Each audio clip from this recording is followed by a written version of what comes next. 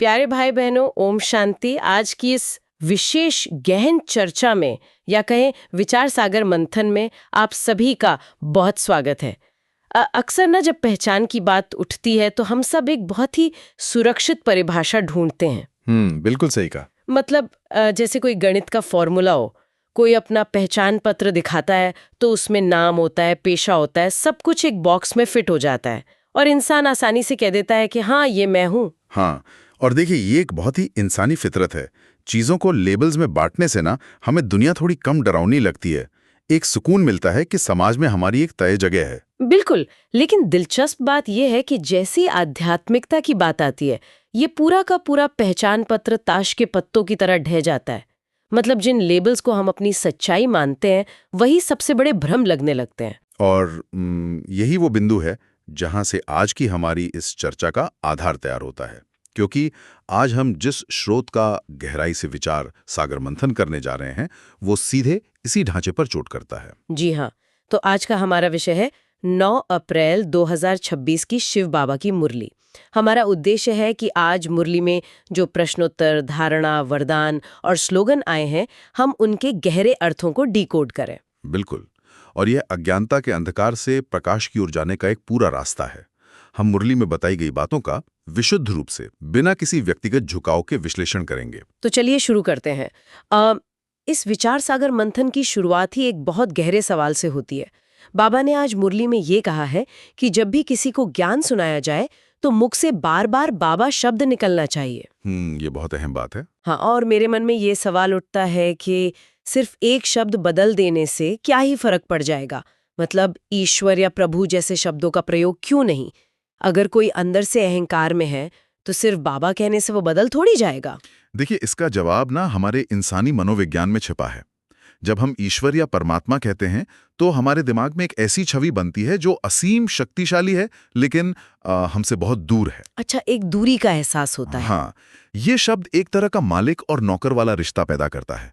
इसमें श्रद्धा तो है, लेकिन एक बहुत बड़ा डर भी शामिल होता है। अरे, जैसे किसी बड़ी कंपनी का कर्मचारी अपने सीईओ को सर कहता है। मतलब सम्मान है पर फासला बहुत बड़ा है। एकदम सही उदाहरण दिया आपने। लेकिन बाबा शब्द यानी पिता, एक बच्चे और पिता के बीच दूरी या डर नहीं होता, वहां अधिकार होता है। आप ईश्वर से शायद प्रार्थना कर सकते हैं, लेकिन बाबा से आप अपनी विरासत मांग सकते हैं। ये अधिकार और अपनेपन वाली बात बहुत सुंदर है। हाँ, और इसी के साथ मुरली एक और बहुत पुरानी धारणा पर प्रहार करती है, सर्वव्यापी होने की धारणा। ये थोड़ा उलझाने वाला है, क्योंकि ईश्वर हर कण में है। ये विचार तो सुनने में बहुत ही समावेशी लगता है। तो मुरली इसे एक भ्रम क्यों मानती है? क्योंकि अगर कोई चीज हर जगह है ना, तो वो बहुत अमूर्त हो जाती है। जरा सोचिए, अगर एक बच्चा कहे कि मेरे पिता इस पत्थर में भी हैं, पेड़ में भी हैं, मुझ में भी हैं, तो वो उस पिता से एक व्यक्तिगत रिश्ता कैसे बनाएगा? हाँ, ये तो मुमकिन ही नहीं है। बिल्कुल। सर्वव्यापी का सिद्धांत शायद ऊर्जा के स्तर पर अच्छा लगे, लेकिन जब बात विरासत लेने की हो, अपने पापों को भस्म करने की हो, तो आपको एक निश्चित बिंदु चाहिए होता है ताकि आत्मा का सीधा संवाद हो सके। ये बहुत ही तार्किक बात है। आप हवा से तो कोई रिश्ता नहीं निभा सकते ना। रिश्ता निभाने के लिए एक स्पष्ट पहचान की जरूरत होती है।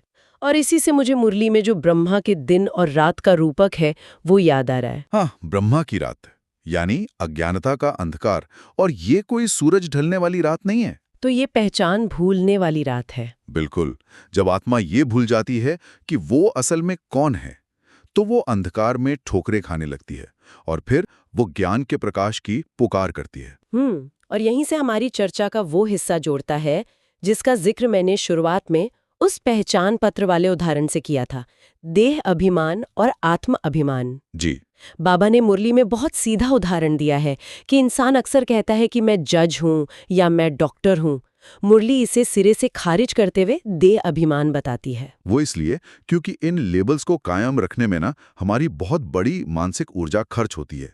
सोचिए जरा, जो इंसान पूरी जिंदगी खुद को अपनी कुर्सी या पद से पहचानता है, रिटायर होने पर उसका क्या होता है? उसका तो पूरा अस्तित्व ही डगमगा जाता होगा। बिल्कुल, क्योंकि उसने जिसे मैं समझा था वो तो सिर्फ एक भूमिका थी।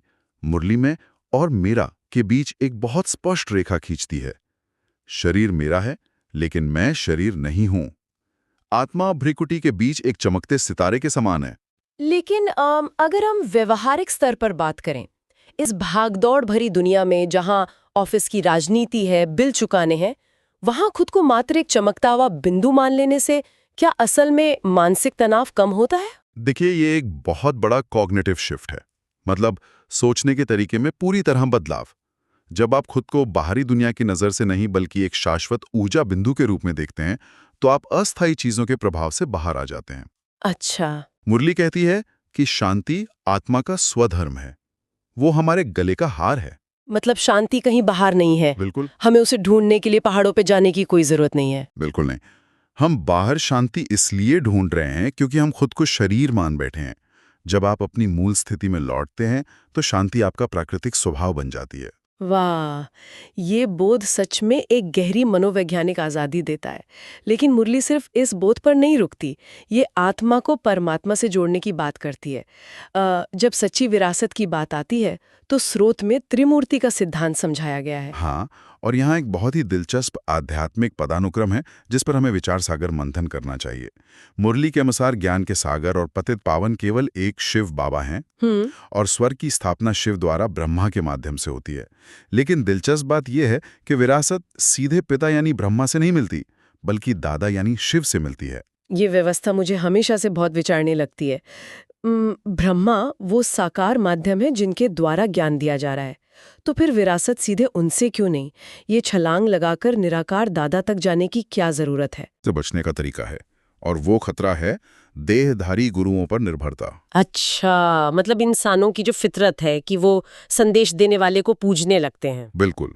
साकार से जुड़ना बहुत आसान होता है। अगर विरासत सीधे ब्रह्मा से मिलती तो लोग फिर से एक साकार रूप में बन जाते, वो एक कल्ट बन जाता। अरे हाँ, ये तो बहुत तार्किक है। मुरली का अंतिम लक्ष्य आत्मा को उसके शुद्ध निराकार रूप में वापस ले जाना है। इसलिए स्पष्ट किया गया है कि ब्रह्मा सिर्फ एक माध्यम है, असली अधिकार सीधे उस निराकार स्रोत से आता है।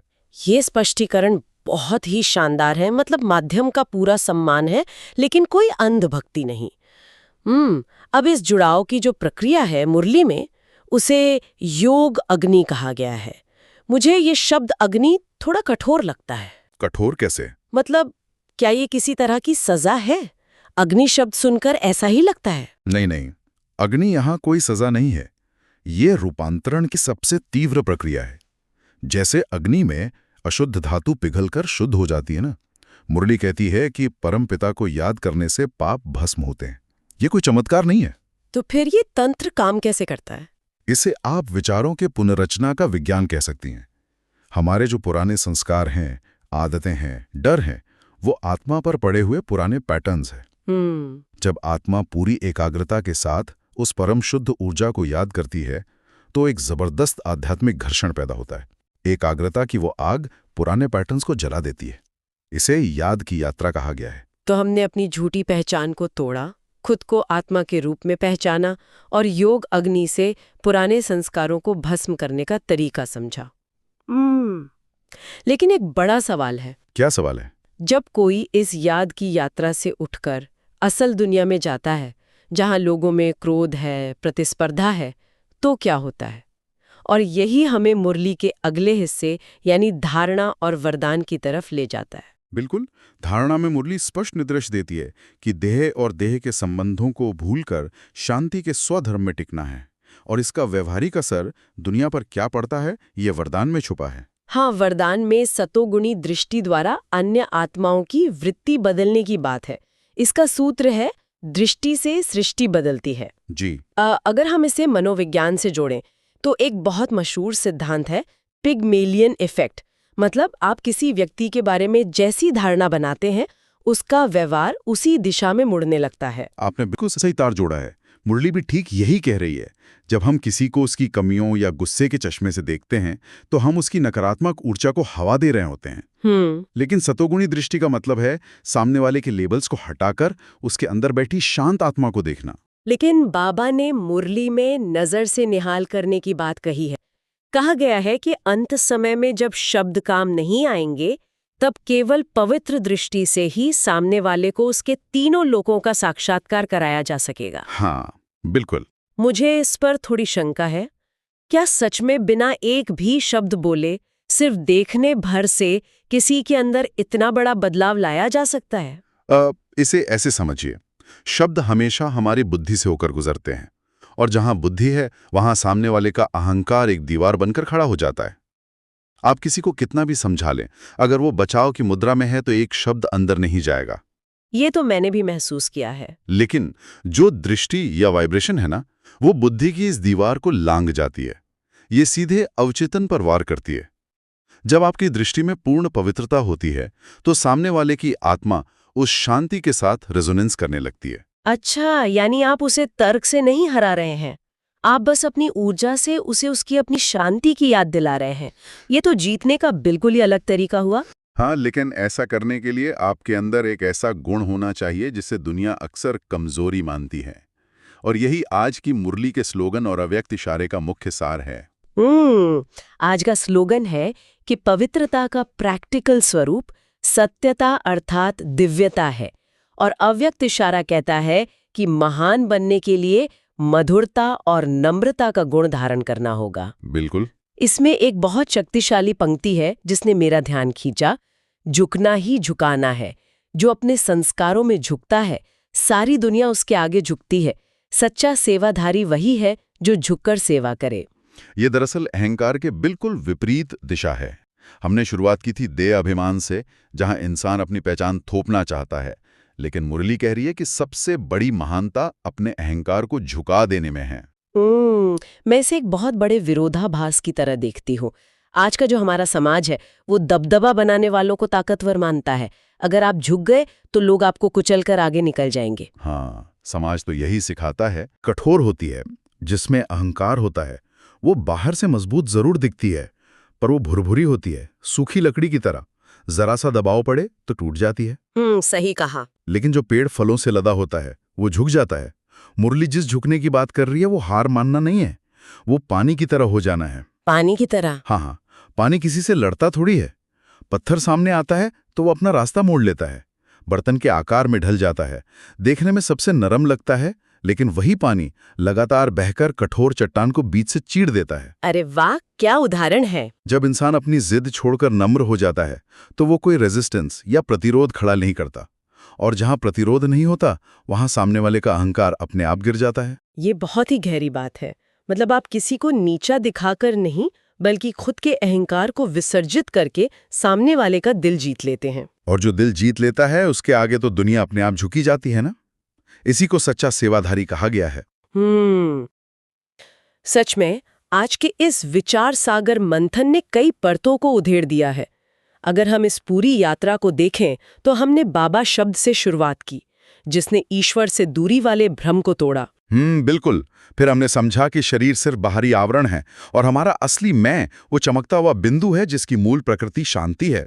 और हमने उस पदानुक्रम को भी जाना जहां देहधारी में फंसने के बजाय निराकार दादा से विरासत लेने की बात है। योग की एकाग्र अग्नि हमारे पुराने संस्कारों को भस्म करती है। हाँ, और इसी आंतरिक सफाई का परिणाम है कि हमारी दृष्टि में वो सतोगुणी पवित्रता आ जाती है जो बिना कुछ कहे सामने वाले को बदल सकती है। और इसकी नींव है वो नम्रता जो पानी की तरह बहती है। ये सचमुच अज्ञानता से ज्ञान के प्रकाश तक की एक बहुत ही तार्किक यात्रा है। अंत में मेरे मन में एक विचार आ रहा है। क्या विचार है? हम एक ऐसी दुनिया में जी रहे हैं जहां हर इंसान दूसरे को गलत साबित करने में लगा है। हर कोई अपने तर्क और गुस्से से दुनिया बदलना चाहता है। सब थके हुए हैं, पर दुनिया वैसी है। हाँ, ये तो है। तो क्या हो अगर दुनिया को सुधारने की इस कोशिश को हम यहीं रोक दें? क्या ये मुमकिन है कि बाहर किसी को बदलने के बजाय हम सिर्फ अपनी दृष्टि को सतोगुणी कर लें? ये एक बहुत बड़ा सवाल है। अपने अंदर वो नम्रता ले आए और बस शांति से खड़े होकर देखें कि क्या ये सृष्टि खुद ब खुद हमारे सामने बदलनी शुरू हो जाती है। बिल्कुल। इसी चिंतन के साथ हमें आज की चर्चा को विराम देना चाहिए। जी, इस गहरे सवाल के साथ आज के इस विचार सागर मंथन को यहीं समाप्त करते हैं। इस गहन चर्चा में जुड़ने के लिए बहुत बहुत धन्यवाद। ओम शांति। ओम शांति।